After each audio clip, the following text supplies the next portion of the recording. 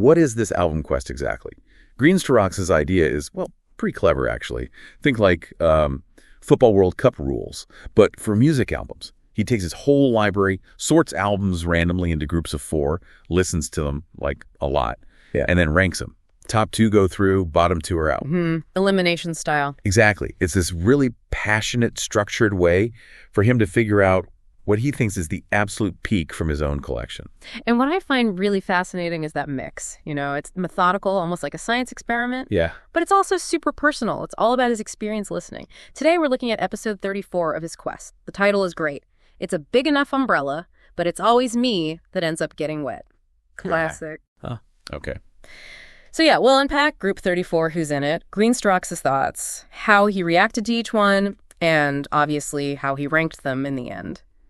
It's a brilliant window into how someone, you know, navigates their own musical world. Might even give you some ideas for your own quest. Okay, let's get into this Group 34 then.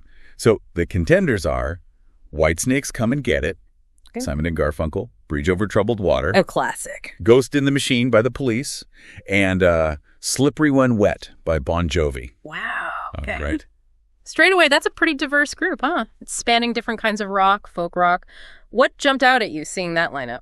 Oh, that's an incredibly diverse group. You said it. Yeah. I mean, right off the bat, you see the challenge Greenstrax set for himself, or rather the random draw set for him. You've got, like, raw, bluesy rock next to really intricate folk, then that sophisticated new wave sound, and pure, massive arena rock, all in the same bracket. How do you even compare those? Well, that's the point, isn't it? It seems less about sticking to one genre and more about how these specific albums stack up when you listen really intensely over and over.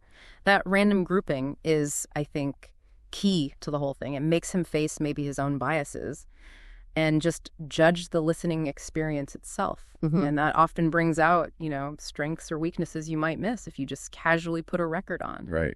I'm just picturing him there, you know, headphones clamped on, trying to weigh up Whitesnake's Don't Break My Heart Again against, like, every little thing she does is magic from the Police. Exactly. That must be tough. So before we hear his final decision, what kind of challenges or, I don't know, surprising dynamics might just this grouping present for someone trying to judge them head to head like this? Well, it definitely highlights that emotional connection we all have with music, doesn't it? Yeah, for sure. It's not just notes and production. It's memories, it's context. Yeah. And how maybe those things change when you listen again, really focusing. For Greenstrax, the challenge here is getting past maybe the huge hit single he loves or the album that gives him nostalgia. Right. Does Slippery When Wet's energy hold up after the 10th listen? Or does Ghost in the Machine suddenly reveal, like, hidden depths? Precisely. Or does something timeless like Bridge Over Troubled Water just cut through everything else? Or does its familiarity work against it somehow in this format? Interesting. This whole quest thing forces that reevaluation, pushes beyond just the surface. So let's look at his reactions then, which he logged. He mentioned Ghost in the Machine really impressed him this time, called it more polished. Yeah. Now, for an album from, what, 81?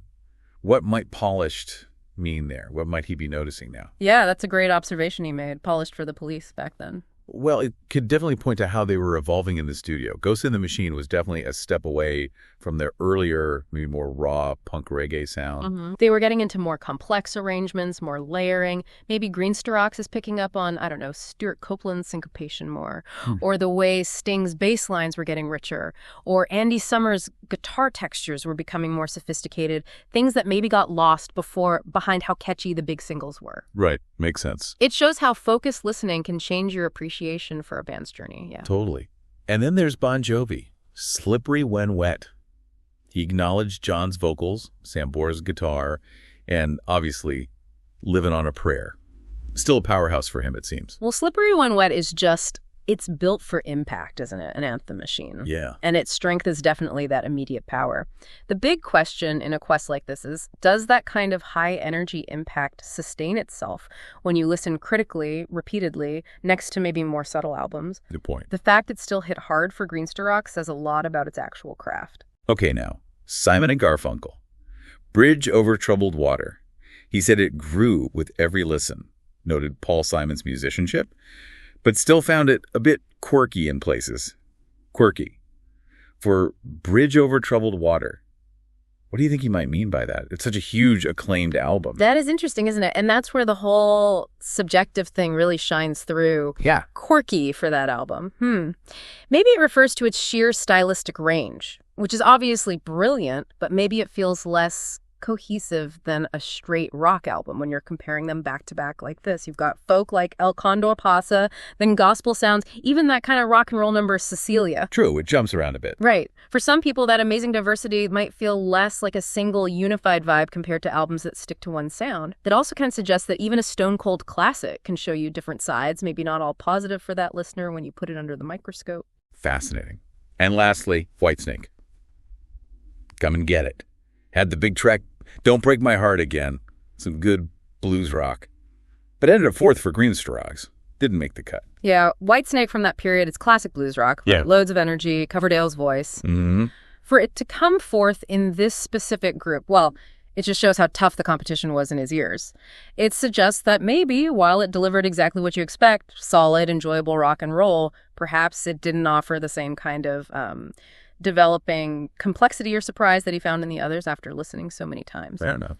It's not really a knock on the album itself, just a reflection of how brutal this kind of personal knockout tournament can be. So, with all that variety and his detailed thoughts, the big question is, who actually advanced?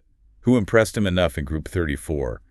What were the final standings? Okay, the results, according to Greenstraws for Group 34, were The Police, Ghost in the Machine, took the top spot. He specifically mentioned how much it impressed him this time, calling it more polished, and pointing out every little thing she does is magic. Okay, The Police win Group 34, and second place. Second place went to Bon Jovi's Slippery When Wet. He gave props again to John's vocals, Sambora's guitar work, and of course, Living on a Prayer. So Police and Bon Jovi advance. That's right. Ghost in the Machine and Slippery When Wet move on to the next round in his quest. Simon and Garfunkle and Whitesnake are out.